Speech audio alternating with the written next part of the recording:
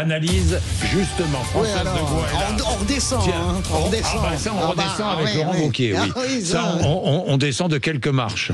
Et on tombe où? Ben, on tombe sur Saint-Pierre-et-Miquelon.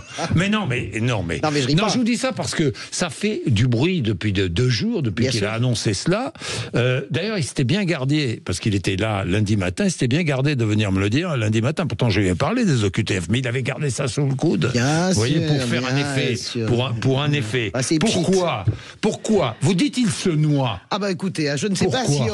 il se noie entre la France et Saint-Pierre-et-Miquelon. Voilà, Saint-Pierre-et-Miquelon, vous savez, on l'adore, les journalistes politiques, parce que c'est le premier résultat des présidentielles qui tombe. Ça, c'est vrai. Et alors, tout le monde essaie de chercher une analyse. Il n'y a aucune analyse à chercher, mais tout le monde se rassure avec Saint-Pierre-et-Miquelon. Je ne sais pas si on peut parler de naufrage, mais en tout cas, la campagne de Laurent Wauquiez pour prendre la tête du parti, eh bien, elle prend l'eau. À quoi sert cette proposition d'envoyer, je rappelle, les OQTF à Saint-Pierre-et-Miquelon, uniquement à tenter d'inverser ce qui semble être jour après jour une évidence, en fait, l'envol de Bruno Retailleau vers la victoire. Je sais que vous adorez le cyclisme. Vous voyez, eh ben, Laurent Wauquiez, il fait un peu penser à un coureur dans la montée du Tourmalet, et paf, il y en a un qui s'envole, et lui, il pédale, il n'arrive pas à le rattraper. Son idée fumeuse, très populiste, en fait, d'enfermer les OQTF à Saint-Pierre-et-Miquelon, en est l'une des démonstrations. C'est bien sûr déraisonnable, d'abord de manière pratique, hein, Saint-Pierre-et-Miquelon, on rappelle, 6000 habitants au large du Canada, dans l'Atlantique Nord, 2 îles principales, et un argument, moi, que je trouve assez terrible de Laurent Wauquiez pour justifier cette mesure. Écoutez, c'est lui qui parle.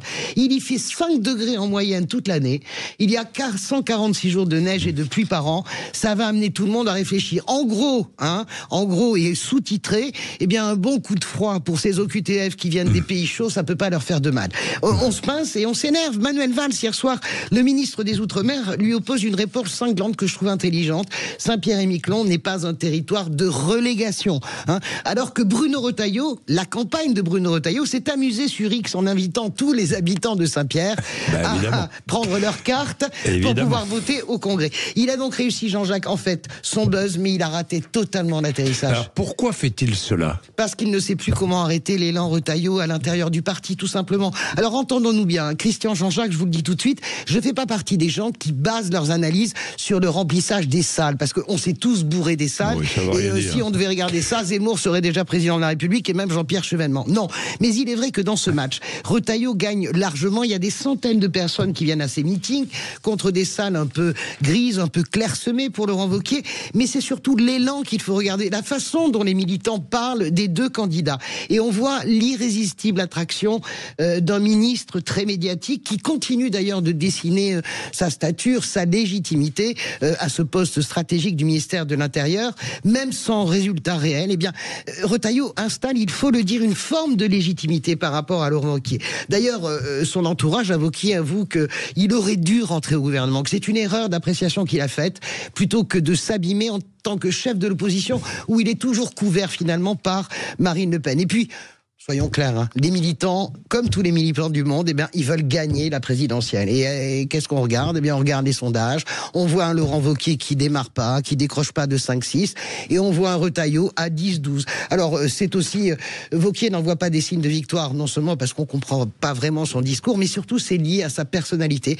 Il fait beaucoup de choses, Laurent Wauquiez. Il se laisse pousser la barbe, il se rase la barbe. Ça prend pas avec les Français.